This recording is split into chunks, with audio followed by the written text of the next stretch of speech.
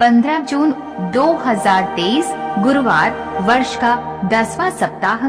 पहला पाठ कुरिन्थियों अध्याय 3 पद संख्या 15, 4, 1 और 3 से 6 तक। जब मूसा का ग्रंथ पढ़कर सुनाया जाता है तो उनके मन पर आज भी वह पर्दा पड़ा रहता है, किंतु जब कोई प्रभु की ओर अभिमुख हो जाता है तो वह पर्दा हटा दिया जाता है, क्योंकि प्रभु तो आत्मा है और जहाँ प्रभु का आत्मा है वहाँ स्वतंत्रता है।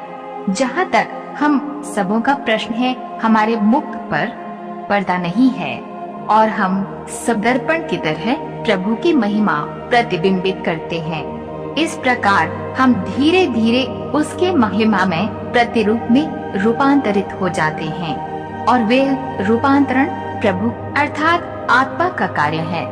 ईश्वर की दया ने हमें ये सेवा कार्य सौंपा है, इसलिए हम कभी हार नहीं मानते।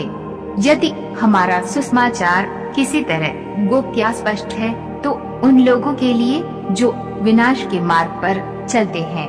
इस संसार के देवता ने अविश्वासियों का मन इतना अंधा कर दिया है कि वे ईश्वर के प्रतिरूप मसीह के महिमा में सुसमाचार की ज्योति को देखने में असमर्थ हैं। हम अपना नहीं बल्कि प्रभु ईसा मसीह का प्रचार करते हैं। हम ईसा के कारण अपने को आप लोगों का दास समझते हैं। ईश्वर ने आदेश दिया था कि अंधकार में प्रकाश हो जाए। उसी ने हमारे हृदयों को अपनी ज्योति से आलोकित कर दिया है, जिससे हम ईश्वर की वह महिमा जान जाएं, जो मसीह के मुखमंडल पर चमकती है। सुसमाचार संत मत्ती का सुसमाचार अध्याय 5 पद संख्या 20 से 26 तक। मैं तुम लोगों से कहता हूँ, यदि तुम्हारी धार्मिकता शास्त्रियों और फरीसियों की धार्मिकता से गहरी नहीं हुई तो तुम स्वर्ग राज्य में प्रवेश नहीं करोगे। तुम लोगों ने सुना है कि पूर्वजों से कहा गया है, हत्या मत करो।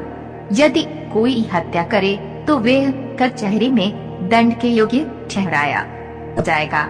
परंतु मैं तुमसे ये कहता हूँ, जो अपने भाई पर क्रोध करता है वह कचहरी में दंड के योग्य ठहराया जाएगा।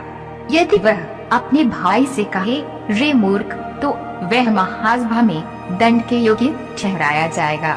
और यदि वे कहे, रे नास्तिक, तो वे नरक की आग के योग्य ठहराया जाएगा। जब तुम वेदी पर अपनी भेंट चढ़ा रहे हो और तुम्हें वहाँ याद आए कि मेरे भाई को मुझसे कोई शिकायत है, तो अपनी भेंट वहीं वेदी के सामने छोड़कर पहले अपने भाई से मेल करने जाओ और तब आकर अपनी भेंट चढ़ाओ। कचहरी जाते समय रास्ते में ही अपने मुद्दे से समझौता कर लो।